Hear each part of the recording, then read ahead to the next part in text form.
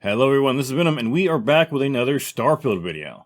Now today we're checking out this was posted on May 1st, it says. For some reason Steam posted on Wednesday, but it says May 1st. I don't know what Steam's doing. But this is basically a bunch of, not quite patch notes, but a community update for Starfield. So we're going to go with these update notes, go over some of the things I talked about here, and then we'll see where everything's kind of looking at right now. Some of the notes are pretty good, some of them are still kind of, they're not giving us a lot of information about the DLC still, and that's really got me worried. So let's go ahead and start off. It says, Starfield's largest update since launch is coming out May 15th, that's next week. The May update includes more detailed surface maps, new gameplay difficulty options and performance settings, new features for ship customization, and more. In his in-depth breakdown, community director Jessica Finster is joined by Joe Mueller, Esteban Peely, and Tim Lamb. I do apologize if I messed up anybody's name. From Bethesda Game Studios to discuss everything the update has to offer, plus some insights into the future of Starfield. Alright, so first off, we got the updated surfaces maps. Now, one of the big issues that people had for Starfield was that we did not have any maps for real. Like, you had a really, really generic map, but you couldn't tell where anything was out on that. It was really just a quick travel map. So the map really sucked. I've seen the map. I'll show you the video in the background here a little bit. The map actually looks pretty good. They got a couple more features in there as well that we didn't have. Really should have been something that it launched with. I'm still not sure how they launched the game without, a basic map feature. That seems like one of the first things you do, but let's go ahead and continue on. It says, community feedback is a huge source of inspiration for the team at Bethesda Game Studios, and one of the most requested features has been more detailed surface maps, and the latest update delivers. These improved maps replace surface dots with terrain markings, which, combined with actually seeing the points of interest on the map, makes it much easier to see where you are and what's around you. Additionally, new markers have been added in the major cities to show the locations of vendors, and each of these markers acts as a fast travel point, so you'll be able to head there quickly and easily from your scanner or the surface map. That is going to be amazing, being able to transfer directly to a vendor. I'm assuming once you've been there once. But being able to fast travel to a vendor is not even something that we were able to do in the other Bethesda titles. We couldn't do that in the Fallout games or in the Elder Scrolls games, so that's pretty cool, a new addition. Again, would have been nice for it to launch like that. I think it still might be a bit too late to get a lot of players back, but for the remaining players and those that are looking for some updates, I think that's going to be a huge, huge bonus. Especially, even without the quick travel thing, which again is cool, the fact that they've got some detailed surface maps. The maps, it's like basically 3D. It looks really good. I like it. Now, next up, we've got the gameplay options. It says, a new update also introduces a host of new gameplay options, including the ability to increase vendor credits and carry capacity, or access your cargo ship from anywhere through your player inventory. All those right there are pretty insane. Especially being able to access a cargo from anywhere is pretty insane. The vendor credit thing, really, I think Bethesda really needs to move away finally from the idea that vendors just have limited amounts of credits. Just make the vendors infinite credits.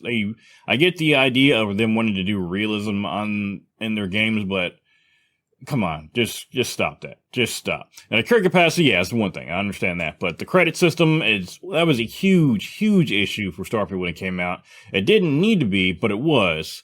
And they just need to get rid of that. That's my 2 cents. Going forward, Bethesda, no more credit limits for your vendors. Cut that shit out. Especially since they always give us a ton of crap to pick up, and then we got to sit there and wait days for the vendors to refresh. It's so fucking annoying. And that wastes so much time from the actual game itself. Just make your vendors infinite credits and you'll probably be done with that. Says you can also play around with some survival features, like the effects of food on your environmental hazards. Of course, there's also some new combat settings, so you could make space combat harder and run and gun combat easier if you want to. And if you're looking for a bigger challenge, there's now an extreme difficulty above very hard. These settings can be turned to allow you to focus on a style of gameplay you enjoy the most. Depending on how you balance them out, you might even get some bonus experience. Now, they said they've added in an extreme difficulty, which is above very hard. Now, in previous games, specifically in Fallout 4, they actually had survival in that slot. They had very hard and then it had survival mode. Now, they did not say there's a survival mode in here. It said there are some survival features. So, we don't know how that's going to work quite yet. It could be that extreme difficulty is a survival mode. It could be that you can just toggle on certain survival features. I don't know. The toggleability of features could be better for a survival playthrough. Not everything is liked for survival. For example, in Fallout 4, for survival, you couldn't save wherever you wanted to, which is very annoying. You actually had to save at a bed. I ended up installing some mods that allowed me to make bring a sleeping bag with me so that I can save wherever. I mean, I understand the eating and drinking and making things harder, but if I need to save and go, I got a real job and shit to do. If I need to save and go, I need to save and go.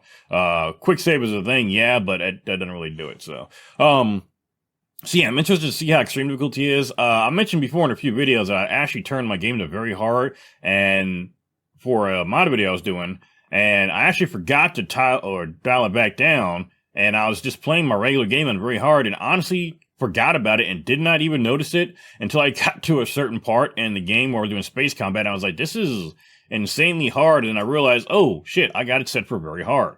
I think I still ended up beating it on very hard, just because at that point I was like, okay, I've done this far, so we're going to do the rest of it. But yeah, very hard wasn't overly difficult. So I'm curious to see how the extreme is going to go. Hopefully it's not more bullet spongy, but we'll see how that goes.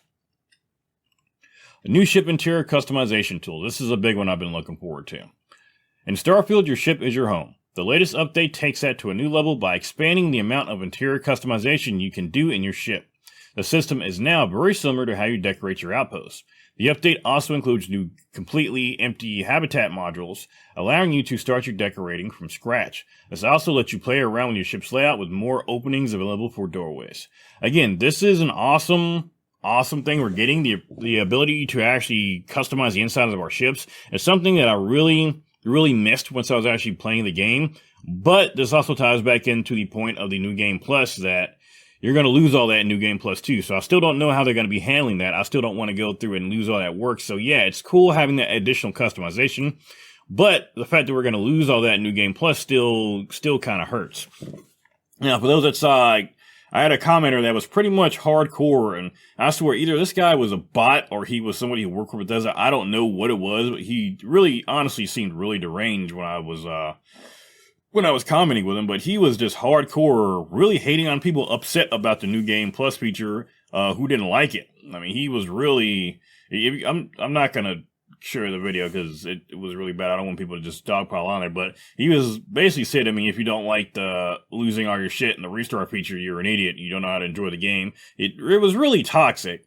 If you like to restart and lose all your shit, that's fine, but plenty of people don't like that, and they don't want to put time into decorating stuff just to lose it. I mean, I'm sorry, but if I'm putting time into decorating and creating a ship and a base and making everything the way I want to, I actually want to keep that. I don't want it to go away during a New Game Plus. So, as of right now, for the people that want to actually decorate and make this, these awesome things, a New Game Plus is just not viable, and not without mods to keep our ships and our bases. I mean, that basically means that, again, there are still entire systems that should be keeping Starfield afloat for a little bit, you know, the ship customization, base building, and even ship customization, which we're getting now. These are all be things that would give us additional longevity for the game, but because we lose it all during New Game Plus, that is a big deterrent for a lot of people, so.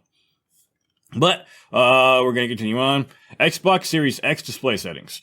We've heard from many that you'd like to have more control over the graphic fidelity and performance on Xbox, similar to how PC players can customize their experience. We're now enabling that on Xbox Series X with a few options that you can use to find the best fit for your playstyle and display. And then go on and talk about the technicals of it, but basically you'll be able to adjust the display settings for Xbox Series X. I do recommend getting a variable refresh rate monitor. But past that, I mean, they go through specs in here. I'm not going to get too technical or too into it. It's all technical. But Xbox Series X players, you are going to be able to adjust your visual settings there. So that's very nice. New Game Plus trait respecking. Replayability is huge in Bethesda Game Studios games, and in Starfield, the universe opens up even more with New Game Plus. I would disagree, but that's just me. Now, after you enter the Unity, you'll have the option to change both your appearance and your traits. It's another way for you to choose who you want to be in your new universe. Again, this is nice, but it would be better if we got to keep our ships. Just even if we lose the bases. I mean, the ships, that's the big thing. Really need to keep those in our weapons, but like I said, hopefully down the line we get that. Otherwise, we just got to rely on mods for that stuff. Quality of life improvements. In addition to the major features coming in this update, there are also a ton of quality of life improvements, like the ability to toggle the dialogue camera off. Now you'll be able to watch scenes play out from your chosen perspective. That's cool. There are also new tabs in your container and barter menus, making it easier to see when you're navigating to quickly cycling through the menu. So basically changing up the menu a bit. And finally, this is a part that is kind of iffy. It says, a feature of Starfield. The team isn't slowing down with this update. There are some major features on the horizon, including a land vehicle for speedier planetary exploration. That's going to be huge. Official mod support for Starfield, which should be the creation kit, and a massive Shattered Space expansion. Stay tuned in the coming months for more news on these. So, they said stay tuned for the coming months. We still don't have any real information about any of this, and that's the part that kind of sucks about this update. They said not in the coming days, in the coming weeks, in the coming months. So it's still going to be a while for Shattered Space. Now, we do know they did say it's going to be fall 2024. Considering how Bethesda operates, it's probably not going to be till the end of the fall, almost damn near winter. So probably not till the end of the year. Now, the longer they wait, and the longer it takes to get this out, they're going to lose more and more players, but then that's just the way a game goes. Typically, for a Bethesda game, you do come back with DLCs. The problem is Shattered Space really has to give players a reason to come back, and a lot of things are going to have to change with the game. Or, I mean, I don't know, there's a lot of ways they could come out with this DLC, but there are some core things that people just did not like that they're going to have to change. Now, we do know, sound like they talked about the DLC a little bit. It looks like it's going to involve the Valrune. It's going to be that faction we didn't hear anything about, or we only got that one quest for, so it should involve them, which should be pretty cool. Everybody wanted a storyline with them, and it was kind of shitty we didn't get one, so now we should be. But, like I said, the fact that we lose everything is still kind of, yeah. So, we'll see. Hopefully Shattered Space is pretty cool. I can't wait to play it. And again, if it is something for us, just like another big story mission we can play through, when we do the New Game Plus, maybe we can play through that again. That could be pretty cool. Who knows? It could even be to where you can, like, park ships you want to keep for the next playthrough. That'd be a way to do it. Like, let's say you go to Unity, you can actually, like, park your ships at a space station that you want to keep or something like that, and then during the next playthrough, you know, they're going to be there. Maybe you can, like, go through the space station or something. I know space station crafting is something that people also want too, so we will see how all that goes. Now, going down here, we got the Starfield update 1.11.33. This is a May 1st. This is all the beta stuff. This is just the actual patch notes here, some of the stuff we went over here. Just going through them again, so Starfield's latest update is here, and it's bringing several new features with it. We got improved service maps, new gameplay options, added ship decoration mode to the interior ships. This is all stuff we already talked about already. I talked about the settings a bit here, then we got bug fixes. This is general stability and performance improvement, general improvements for character fleeing, avoidance, and pathfinding, and fixed various issues with object placement. There's a bunch of gameplay stuff here, and holy shit, there's no way I'm going through all these. This is crazy. I'm not doing that. A lot of gameplay fixes, which, I mean, for any other game, this would probably be a lot. This is a Bethesda game, so, yeah, that's sad, but it is what it is. These are some graphical fixes. This is a lot. Look at all these quest fixes. Holy shit. That's not good. This is not good. And people have also gotten sick of the it's a Bethesda game excuse too, so this stuff is, there shouldn't be this many bugs in this game at this point, especially since it's been out for like, what, a year? How long has Starfield been out? Let me take a look here. Starfield came out in November of 2023, so not a year, but quite a long time ago. So, either way, that's where we are with the update right now. So we are still waiting on that update that comes on the 15th to get these new features. We still, again, we don't have really any information about Shattered Space at all, which, granted, we don't typically find out details about Bethesda DLCs until we get closer to that date, but considering how divisive Starfield has been, I fully expected them to give us some information, or at least something to, you know, sink our teeth into. Granted, again, the updates are good, but the DLCs are really going to be what either revive Starfield or make sure that it kind of stays in obscurity. So we'll see how that works out. That's going to do for today, guys. Thank you all for coming by. Please leave a like on the video if you like what we're doing. I am going to try to go back and check out some mods for Starfield again here recently. Again, I was one of the only YouTubers doing full mod spotlights for a while. I did finally go ahead and stop just because, I mean, the interest wasn't there and the modders weren't there. We were just seeing the same mods over and over. I am going to go back and double check and see, well, not double check, but go back and do a couple more episodes of that, see where we're at with modding right now. Hopefully it comes back up. But if you love what we're doing here, please subscribe to the channel, and I will see you all on the next video.